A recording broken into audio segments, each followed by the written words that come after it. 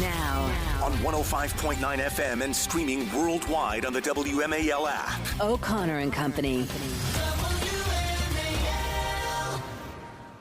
Good morning to one and all, and thanks for tuning in to O'Connor and Company. It is 5:07 on Tuesday morning, and we've got a great show coming up. We'll talk to, at 7:05, we'll talk to Cully Stimson with the Heritage Foundation on the Daniel Penny acquittal. My gosh, it was great news out of that case in New York. At 7:35, Tom Fitton, president of Judicial Watch, on Luigi Mangione, the alleged killer of the United Healthcare CEO, and he'll cover other legal topics. At 8:05, Susan Ferricchio with the Washington Times. She'll give us the latest on Trump's cabinet picks. I'm Julie Gunlock, sitting in for Larry O'Connor alongside Hans von Spakovsky. Day two. Hello, Hans. Yeah, Julie, nice to be back with you. Yeah, it's great to be back with you. You had a lot of fun yesterday. Well, more fun today. We had great news out of New York City last night. Daniel Penny has been acquitted in the chokehold death of Jordan Neely. He was acquitted by these jurors who were deadlocked on Friday. The judge gave them, I think, what was it called, an Allen ruling? And the thing is, the judge misbehaved in this case. Yes. Well, a New York judge misbehaving? Yeah, what a surprise. Tell us about this acquittal, and again, what happened on Friday. Well, on Friday, the jury was deadlocked on a manslaughter charge. For manslaughter, they would have had to conclude that he acted recklessly, and they were deadlocked. And the judge had previously said that they couldn't consider the second lesser charge, right? Unless they found him innocent on the first charge, but then he changed his mind. Right? He changed his mind and said, "Okay, no, I'll let you consider the second charge." He should have dismissed the jury on Friday. He should have dismissed the case. It should have been thrown out then. And it was clear because they knew that they were not going to get a guilty verdict on. So it was really, this is the only thing left. So he changed his mind. This judge changed his mind and let them consider that lesser charge. And again, the manslaughter charge, you said they would have had to found that he acted recklessly. What was the lesser charge? The lesser charge was that he was negligent in what he was doing. But this case should never have been brought. Yes, thank goodness he was found innocent, but he's been through a year and a half of, can I say hell? I mean, he and his family. Absolutely. What he's been through is just awful, and what he may have to go through again. I mean, we had members of BLM and others threatening him publicly yesterday. Yeah. I want to get to that, but I want to hear. Let's play cut one. This is the news when it was announced. This is Fox News announcing his acquittal. Breaking news. The jury has reached a unanimous verdict in the case of Daniel Penny. He's been found not guilty on the charge of criminally negligent homicide. Now, remember what was at stake here. The jury could not agree on manslaughter. They failed to agree twice. The judge gave them another bite at the apple on this lesser charge, negligent. They now say not guilty. And I want to give people, I want them sort of to remember how Daniel Penny felt in this, how he felt in this situation. He describes what was happening. Let's play cut two. Well, I live in the East Village in Manhattan, so I take the subway multiple times a day. In this instance, I was coming from school. I got out of class around 2:15, and I took I was at J Street Metro Tech, took the Uptown F train. At 2nd Avenue, a man came on, stumbled on. He appeared to be on drugs. The doors closed, and he ripped his jacket off and threw it at the people sitting down to my left. I was listening to music at the time, and he was yelling, so I took my headphones out to hear what he was yelling. And the three main threats that he repeated over and over was, "I'm going to kill you, I'm prepared to go to jail for life, and I'm willing to die." You know, this was a scary situation, and Mr. Neely came on. He was threatening. I'm 6'2", and he was taller than me, so it was. And there's a common misconception that Marines don't get scared, We're actually taught one of our core values is courage. He wasn't the only one who was scared. Let's hear what he said about some of the people also on that subway with Neely. I was scared for myself, but I looked around. I saw women and children. He was yelling in their faces, saying these threats. I couldn't just sit still. Some people say that I was holding on to Mr. Neely for 15 minutes. This is not true. I mean, between stops is only a couple minutes. So the whole interaction lasted less than 5 minutes. Some people say I was trying to choke him to death, which is also not true. I was trying to restrain him. You can see in the video there's a clear rise and fall of his chest, indicating that he's breathing. I'm trying to restrain him from him being able to carry out the threats. And then some people say that this was about race, which is absolutely ridiculous. I didn't see a black man threatening passengers. I saw a man threatening passengers. Yeah. So, I want to get to the reaction post verdict, but again, this is exactly what you hope. You hope someone like Daniel Penny is on the subway with you if someone like Neely comes on, a raving lunatic. And look, I mean, he was obviously drug-addled. He had mental health issues. But you want someone like Daniel Penny who is going to step in and defend you in this situation. And I want to play a couple more cuts here because I want to play cut 4 because this is, again, it wasn't just Daniel Penny saying this was the situation. Let's play cut 4 and hear from a woman who was on that subway train. Yeah, City 911, you need police, fire, medical. Hi, we need an ambulance and cop. We just need a cop at Broadway, Left Harris Street. Someone is attacking here at the train. This is inside the train station? Yes. Okay, Broadway, Lafayette, uptown, downtown platform? Uptown. Okay, and this is the F, right? Yeah. Male or female being attacked? I don't know. He's trying to attack everybody. Oh, a guy's trying to do it. Okay, give me further. And the next cut on this is someone saying, he's saying that someone's going to die today. Cut 5. I can tell you what happened. Yeah, what happened? He was there, right? I was in before him. Then he came in, he put his hand so he could come in, right? Okay. I guess he was pissed or something, but I looked at him, right? And then he started taking off his sweater, dummy hard, and then he threw it. And then he told everyone that he had a rough day and that he don't care what happens today. He don't care about going to jail, but that someone's dying today. It's terrifying. It's absolutely terrifying for these people that were on that subway. And Daniel Penny stepped in and took him down and put him in a chokehold for which he had been trained to do. And then Neely became incapacitated. And again, Penny said, I did that to protect the people that were on that train with me. I was able. Right. And listen, you know who should be found guilty in this case? Alvin Bragg and the city of New York. This guy had been arrested 42 times, and including for assaults on women in the subway. He should not have been walking around. He should have been either in jail or involuntarily committed to a psychiatric hospital. One of the two. The city is responsible for what happened in that subway train. Absolutely. We're going to continue this and talk more about the verdict in just a minute. But first, it is 5:15. Let's get over to Jamie Whitten in the Hadid carpet cleaning. The first time we've seen some real emotion from Daniel Penny. His attorneys told me this morning that this trial has understandably taken a toll on him. He's been spending time with family and friends to try to stay calm. And our courtroom reporter telling me for the first time she sees him visibly smile, now hearing that jurors have decided he is not guilty of criminally negligent homicide. Hans, in the background, you can hear chanting. That was, of course, the report right after the verdict came down, to the relief of many Americans who see Daniel Penny truly as a Boy Scout, right? This is an American hero, someone who I feel like, would have been held up as a model of good citizenship.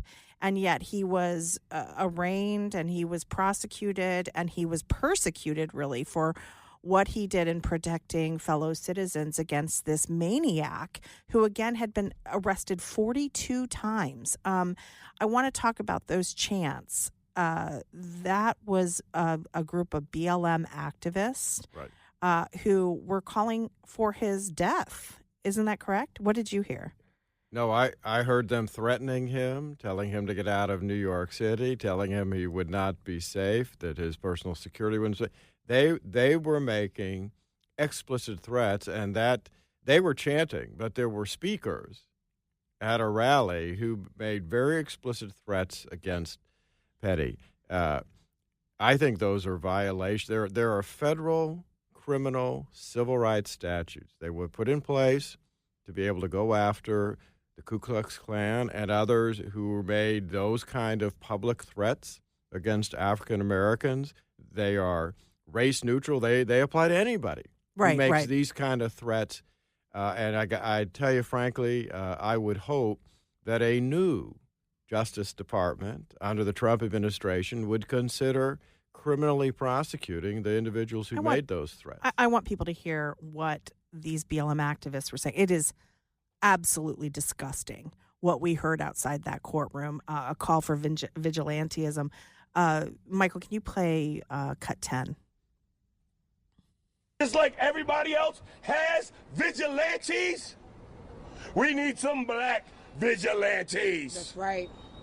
People want to jump up and choke us and kill us for being loud.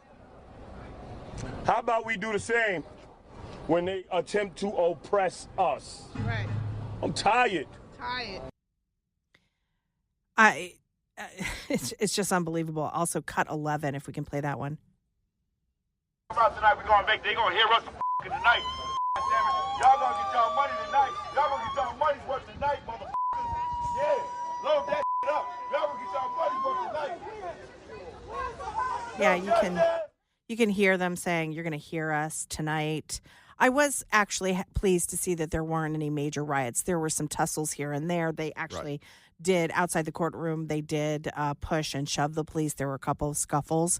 But no, we're not seeing like LA riots and that kind of stuff. But again, I was watching this, Hans, and I'm so glad I'm sitting with you today that you can talk to us about this, because I was thinking, how is that guy not arrested to call for basically the assassination, vigilantism, right? Taking the law into your own hands. He should be investigated by the Civil Rights Division of the U.S. Justice Department, where I once worked. I could tell you, though, that the current leadership there would never do anything about this the same way they did not go after, who was it? BLM, when they were engaging in arson, looting, urging people to do that in cities across America that were burning how many summers ago, and what did they do about it? Why, they did nothing about it. Mm-hmm. I'll tell you something else that would be great. You know what this Marine deserves? He deserves a Presidential Medal of Freedom. Absolutely. That would be a terrific thing for him to get, make up a little bit for what he's been through, and that would be telling Alvin Bragg in New York City what not only the White House, but the rest of America thinks of that. We'll talk more about this. We'll talk about Alvin Bragg, cause for him to resign, and also Jordan Neely's. This is, again, the sort of crazed man who went into the subway and threatened to attack people, and he was later he was killed.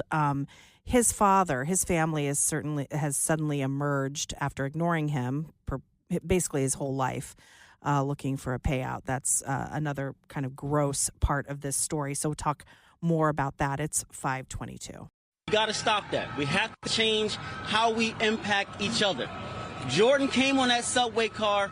The first thing he asked for was food, and he was killed. And the person who killed him was not held responsible. We cannot allow this to keep happening.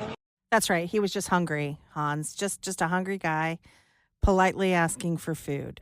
This is the narrative going forward. We have seen the attempt to lionize this guy, to sort of make him out to be this victim. When he entered that subway car, he terrorized the passengers on that subway car. Yeah, and there's no dispute about that. Right. The multiple witnesses inside the subway car. So what this spokesman for whoever it was, BLM, what he's saying is complete and totally wrong. Yeah. I mean, they're trying to mislead the public. And why would they do that? Because that enhances their power. I wonder, are they going to use it in their fundraising? Absolutely, appeals? absolutely. I mean, this is just Les Mis, right? Yeah. Just a guy looking for a wedge of bread. That's it. It's pretty gross.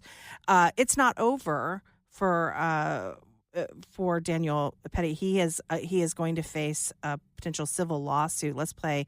This is Neely's father, who, by the way, abandoned him as a child, placed him in foster care after Neely's mother was murdered. He didn't care about him. Neely was in need. He was, sort of he was a homeless person. He was a drug addict, and his father was not there for him. But suddenly, his father has shown up looking for a payout. Let's play cut 9. I just want to say, I miss my son. My son didn't have to go through this. I didn't have to go through this either. It hurts. Really, really hurts. What are we going to do, people? What's going to happen to us now? Was his father there in the courtroom every time, the 42 times his son got arrested? Yeah. I kind of doubt that. Yeah. We're going to talk more about this case, but also some changes at the DOJ. Looking forward to that. They might act on some of these things that Hans is talking about. Keep it here. It's 5:30. WMAL FM, Woodbridge, Washington, a Cumulus media station. Making sense of the news. News Talk 105.9. News now. On 105.9 FM and streaming worldwide on the WMAL app. O'Connor and Company. Good morning, and thanks for tuning into O'Connor and Company. It's 5:36, and we are chugging along on this 10th day of December. Oh, my gosh, getting closer to Christmas every day. Coming up at 7:05, we'll talk to Cully Stimson at the Heritage Foundation on the Daniel Penny acquittal. At 7:35, Tom Fitton, president of Judicial Watch, on the Luigi Mangione case, the alleged killer of the United Health CEO. He'll also cover some other legal topics. At 8:05, Susan Ferricchio with the Washington Times should give us the latest on Trump's cabinet picks. I'm Julie Gunlock, sitting in for Larry alongside legal scholar extraordinaire Hans von Spakovsky. Good morning, no, you're going to have Hans. to make me live up to that. Well, we've got a lot of legal topics We do. this morning. If you were tuning in earlier, we just talked about Daniel Penny's acquittal, a great relief for people who were reasonable, normal, common sense people who were watching that trial. And now talk about common sense. That might be returning to the Department of Justice. Want to get your thoughts on this. An announcement yesterday that Trump has appointed Harmeet Dhillon as the Assistant Attorney General for the Civil Rights Division at the Department of Justice. I'm excited, but I'm no legal scholar. You must be thrilled. Oh, yeah, no. Harmeet Dhillon has been very prominent in some terrific discrimination cases, going after reverse discrimination, as people like to call it, when no discrimination is acceptable in our country. And, oh, my gosh, the current head of the Civil Rights Division, Kristen Clark, she has got to be one of the worst people to have ever been the head of that division. This is the woman who got that position despite the fact that when she was at Harvard, if you can believe this, Julie, she actually published a letter in the Crimson in which she said that black people were naturally smarter than other races because your intelligence is connected to your how much I remember melatonin this. you have. Do you remember this? Yes, I remember. This is the woman who's Legend. the head of our Civil Rights Division. This is unbelievable. Now, connect this to the Daniel Penny case. She suggests, what were you saying about how she will not prosecute certain threats, for instance, against look, Daniel Penny? there are federal criminal civil rights statutes. They are originally were intended to go after the Ku Klux Klan, but the whole point of them is to prevent individuals and groups, certainly publicly, from making the kind of threats that we saw occurring in New York yesterday coming from Black Lives Matter. These are the calls for vigilantism. Calls for vigilantism, calls for direct physical violence against Mr. Penny. They were saying, and for those who missed the first half hour and missed the news yesterday, I mean, these BLM protesters, my God, they got up to these mics yesterday outside of the courtroom and they said, we better not find you. We better not see you walking around the street. You're not welcome in this city. You better get out. You better run for your life, essentially. It was terrifying what they were saying. Yeah. And you are saying that that's a violation of these civil rights? I think that's a potential violation. Certainly deserves opening an investigation by the Civil Rights Division. But this Civil Rights Division and the Biden administration, they would never open up an investigation over these kind of threats. Why? Well, because the threats are being made by African Americans, and they don't believe that those civil rights statutes apply to them. This inauguration can't come soon enough, and it is unbelievably terrible. And also, but it's also wonderful to think of Harmeet Dhillon in that role. Right. She doesn't play these games.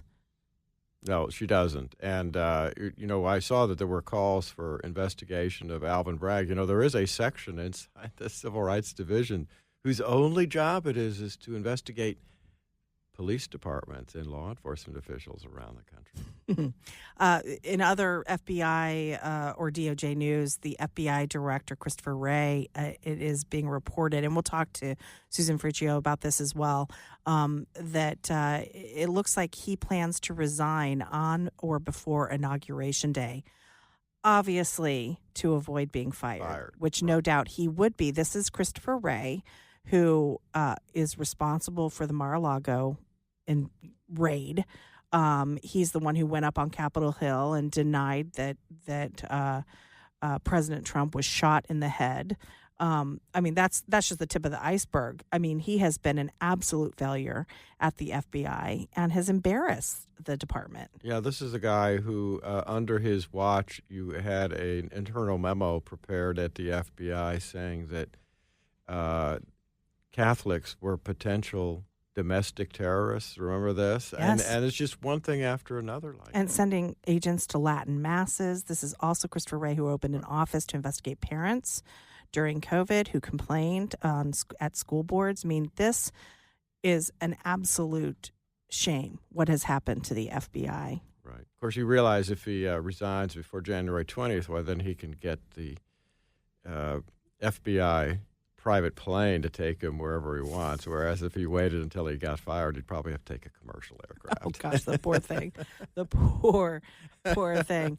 We'll have more on this and also talk about Kash Patel, who's Trump's hopeful replacement for Christopher Wray. He has been doing his rounds up on Capitol Hill and kind of looks good for him, I have to say. It does, and he, with his experience, he's the kind of guy they need to do the kind of institutional cleanup. Because it's not just a matter of getting rid of folks. It's reorganizing the FBI and trying to take the politics out that has invaded so many of the offices there. Yeah, every time they talk about, I have some concerns about Kash Patel because he says he's really, he's going to, destroy the agency and I'm like, please tell me more. I'm already convinced, but tell me more. Because the agencies has already been destroyed by Chris Wray and folks working for him. That's right. We've got more coming up. It is 5:43.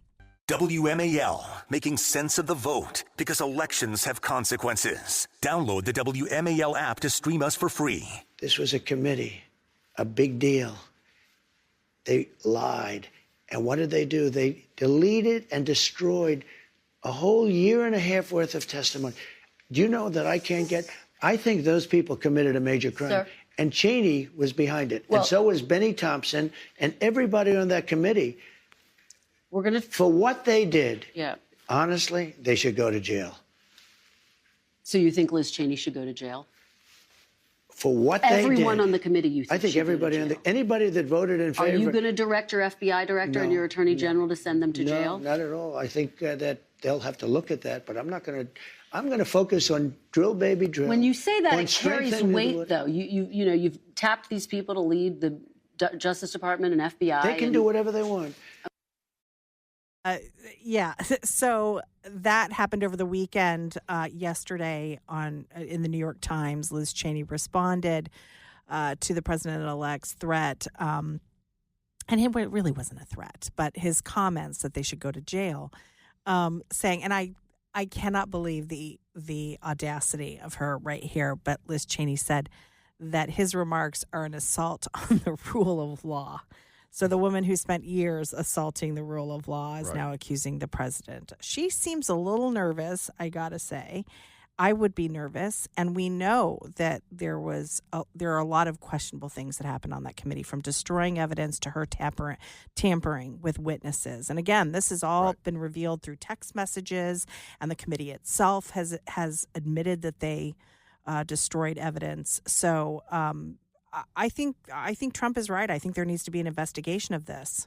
Yeah, but those 2 points you made, Julie, are really important, because this is being painted by the left as,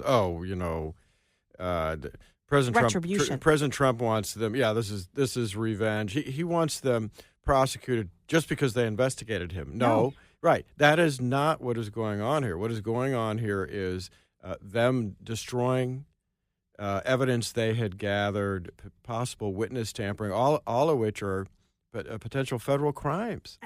And lying and distorting the situation to the American public. I mean, that's a large part of it. They had a Hollywood director directing a prime time show that was that trial in an effort to sway the election, frankly, and to distort the facts of that case. It's interesting, too, Liz Cheney is now warning that any lawyer who investigates members of the January 6th committee will be engaging in conduct subject to sanctions. What are those sanctions? What is she talking about? Well, I assume she's saying that she would file some kind of complaint with their bar associations. But if it's the Justice Department and Justice Department lawyers investigating potential violations of federal law, there's no sanctionable conduct going on there. That is, but just the threat. It's interesting that she's trying to scare people away from this. Do you think the Department of Justice will investigate this? Do you think that this will actually happen? Or, there is sort of this line of reasoning, let's just move on. Can we just move on? Which I don't agree with.